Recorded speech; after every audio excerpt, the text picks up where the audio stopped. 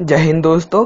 आज की वीडियो स्वतंत्रता दिवस स्पेशल वीडियो है जिसमें मैं आपको भारतीय सैनिकों की बहादुरी की कहानियां सुनाने जा रहा हूं। लेकिन वीडियो स्टार्ट करने से पहले मैं कुछ पंक्तियां कहना चाहता हूं।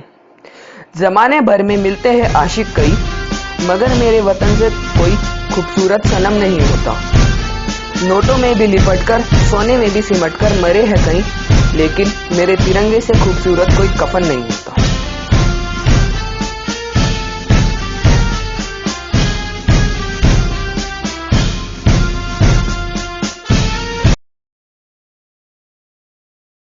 कैप्टन विक्रम बत्रा का जन्म 9 सितंबर 1974 को हिमाचल प्रदेश के पालमपुर में हुआ। इनका सिलेक्शन पहले मर्चेंट नेवी में हुआ, लेकिन इन्होंने मर्चेंट नेवी की जॉब ठुकराकर आर्मी में जाने का फैसला कर लिया था। 1997 में कैप्टन को 13 जम्मू कश्मीर राइफल में लेफ्टिनेंट के रूप में नियुक्त किया गया। कैप्टन को केवल 1.5 साल की ट्रेनिंग के बाद ही 1999 को कारगिल युद्ध में भेज दिया। उन्हें फिर कैप्टन बनाकर श्रीनगर के लेह मार्ग के ऊपर .5140 को पाक सेना से मुक्त कराने की जिम्मेदारी दी गई। इन्होंने और इनकी टीम ने बेहद ही बहादुरी से .5140 को कैप्चर किया। अब उनकी देखरेख में 20 जून 1999 को .4875 को कैप्चर करने का काम सौंपा गया। वे 7 जुलाई 1999 को मिशन के लिए आगे बढ़े। 7 जुलाई को भारतीय सेना की भनक लगते ही पाकिस्तानी सेना ने अंधाधुंध फायरिंग शुरू कर दी। वे पाकिस्तानियों को एक शेर की तरह मार रहे थे। इसी मिशन में कैप्टन के जूनियर फौजी को बम मार दिया गया था, जिससे वे वहां घायल हो गए थे। तब विक्रम बत्रा जी ने उन्हें कंधे पर उठाकर लेने का फैसला करा। तभी एक पाकिस्तानी ने उनके सीने पर गोली मार दी। फिर भी उन्होंने फायरिंग जारी रखी और पाकिस्तानी फौज को खदेड़कर तिरंगा लहराया। उन्होंने अपने घर वालों से यह बात कही थी कि वे या तो तिरंगे में लिपट कर आएंगे या फिर तिरंगा लहरा कर आएंगे, लेकिन आएंगे जरूर। उनकी बहादुरी के लिए उन्हें परमवीर चक्र से नवाजा गया।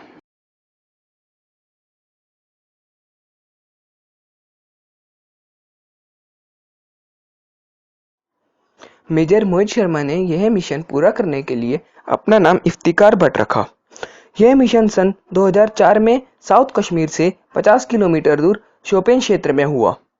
अब्बू तोरारा और अब्बू सब्जार से मेजर मोहित शर्मा मिले, जो उस समय हिजबुल के लीडर थे। उनका विश्वास जीतने के लिए मेजर मोहित ने उन्हें यह कहा कि इंडियन आर्मी ने उनके भाई को 2001 में मार दिया था। उन्होंने यह कहा कि आर्मी पर हमला करने के लिए उन्हें उनकी मदद चाहिए। उन्होंने यह कहा कि उनके भाई की मौत का बदला लेने के लिए वे आर्मी पर हमला करना चाहते हैं।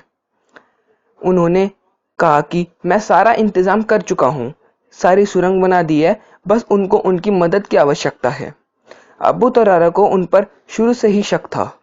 कई बार उन्होंने मोहित शर्मा की असली पहचान बताने को बोला, लेकिन वे हमेशा अपने आप को इफ्तिकार भट्ट ही बताते थे और यह कहते थे कि वे अपने भाई का बदला लेना चाहते हैं। बार बार ये बात कहने पर मेजर ने कहा, शक है तो साहब गोली मार दो।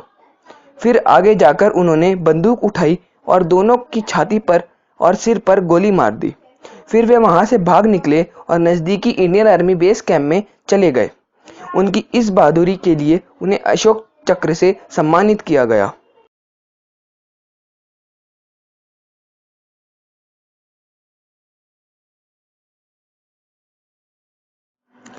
मेजर चित्रेश बिष्ट का जन्म 1 दिसंबर 1987 को उत्तराखंड के रानीखेत गांव में हुआ। इनकी मिलिट्री करियर की शुरुआत 18 फरवरी 2006 में हुई। इन्होंने एनडीए से ट्रेनिंग ली और 2010 में पास आउट होकर ईएमई रेजिमेंट की 55वीं बटालियन ज्वाइन करी।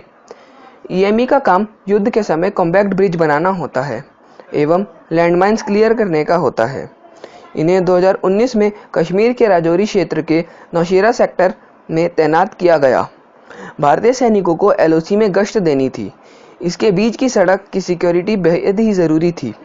आतंकी खतरे के कारण लैंडमाइन होने के काफी ज्यादा चांसेस थे, इसलिए चित्रेश बिष्ट और उनकी टीम को लैंडमाइन डिफ्यूज करने का काम सौंपा गया और वे इसमें सफल रहे।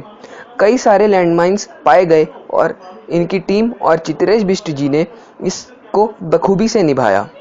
इसी वजह से 16 फरवरी 2019 को भी नौशेरा के लाम सेक्टर में इनकी टीम को लैंडमाइन डिफ्यूज करने के काम के लिए बुलाया गया। कई लैंडमाइंस डीएक्टिवेट करते हुए एक माइन एक्टिवेट हो गई और वहां बहुत बड़ा धमाका हो गया। वे इस एक्सीडेंट में वीर गति को प्राप्त हुए और उन्हें शौर्य चक्र से सम्मानित किया गया। राइफलमैन जसवंत सिंह रावत जी का जन्म 19 अगस्त 1941 को उत्तराखंड के गढ़वाल में हुआ। वह अपनी शिक्षा खत्म करने के बाद गढ़वाल राइफल्स में भर्ती हुए। 17 सितंबर को चीनी सेना पूरे जोर शोर से आगे बढ़ रही थी। चीनी सेना अरुणाचल के सेला टॉप पर अपनी सुरंग बनाने की कोशिश कर रही थी, जिससे वह भारतीय सरहद पर अपना कब्जा जमा सके।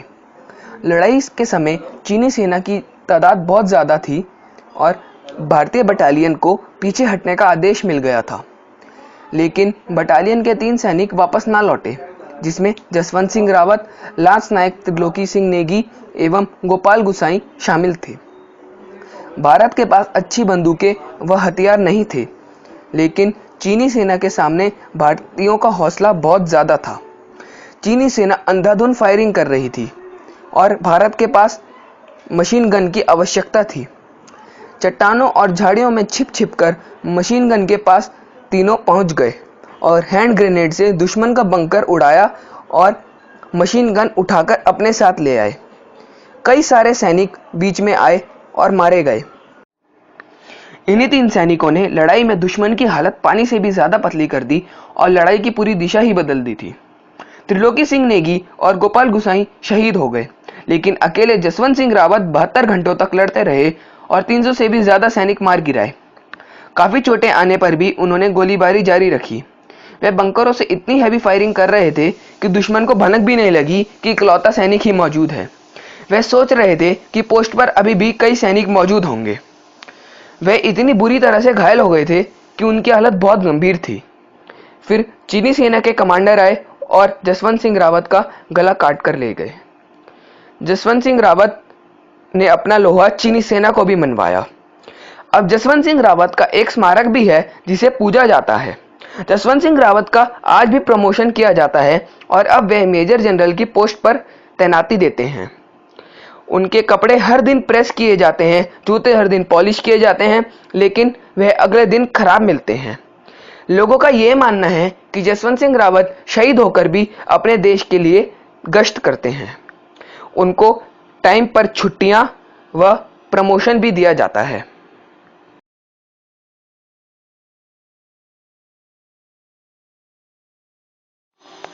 18 नवंबर 1962 में लद्दाख की चुशुल घाटी में 13 कुमाऊं रेजिमेंट के 124 जवान गश्त पर थे।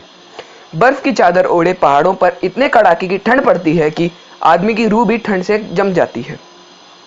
उस टीम की जिम्मेदारी जोधपुर के 38 वर्षीय मेजर शैतान सिंह के सर पर थी। भारतीय छोर ने चीन की हरकतों पर गौर किया कि रेजांगला के पास से कुछ बम के आकार के आग के गोले दिखाई पड़ रहे हैं। वह असलियत में याक थी, जिनके गलों पर चीनियों ने लालटेन बांधकर उन्हें भेजा था। अनजान मेजर ने गोली चलाने का आदेश दे दिया। जब याक पास आए तो पता चला कि ये चीन की कोई चाल है। भारत के पास ना तो अच्छी गोली बारूद थे और ना कि अच्छे कपड़े जो ठंड में भारतीयों के लिए सहायक हो सके। भारत के पास पुरानी LMG लाइट मशीन गन और 3 नॉट की राइफल थी। मेजर ने जब ऊपर वायरलेस से बात की तो उन्हें पीछे हटने का आदेश दे दिया गया, लेकिन हर भारतीय फौजी की तरह उन्होंने वहां डटे रहने का इरादा किया। फौजी कम होने के कारण वे छोटी छोटी टुकड़ियों में अलग अलग जगह तैनात किए गए। मेजर एक जगह से दूसरी जगह भाग भाग कर जा रहे थे, जिससे उन्हें कई गोलियां भी लगी। गोलियां लगने के कारण वे खून में सन चुके थे, लेकिन तब भी फायरिंग जारी रखी। वे इतना घायल हो गए थे कि उन्हें 2 सैनिक चट्टान के पीछे ले गए और नीचे जाकर मेडिकल सहायता लेने के लिए कहा गया, लेकिन वे ना माने, बल्कि उल्टा मशीन गन मांगकर ट्रिगर को रस्सी द्वारा पैर में बंधवा दिया। एक बंदूक हाथ में थी। लड़ते रहे आखिरी सांस तक। गोलियां खत्म होने पर भी हाथों से भी कई सैनिक मारे। 124 में से 115 सैनिक वीर गति को प्राप्त हुए, जबकि 5 बंदी बना लिए गए। चीन के करीब 1300 सैनिक मारे गए। 21 नवंबर को सीज फायर घोषित कर दिया गया। बाद में जाकर पता चला कि चीनी सेना को सबसे ज्यादा नुकसान रेजांगला में ही हुआ है। मेजर शैतान सिंह को उनकी बहादुरी के लिए परमवीर चक्र से नवाजा गया। मुझे उम्मीद है कि आपको ये वीडियो काफ़ी अच्छी लगी होगी और जाते जाते मैं कुछ पंक्तियां और कहना चाहता हूँ। कुछ नशा तिरंगे की आन का है, कुछ नशा मातृभूमि की शान का है। हम लहराएंगे हर जगह ये तिरंगा, नशा ये हिंदुस्तान की शान का है। Thank you.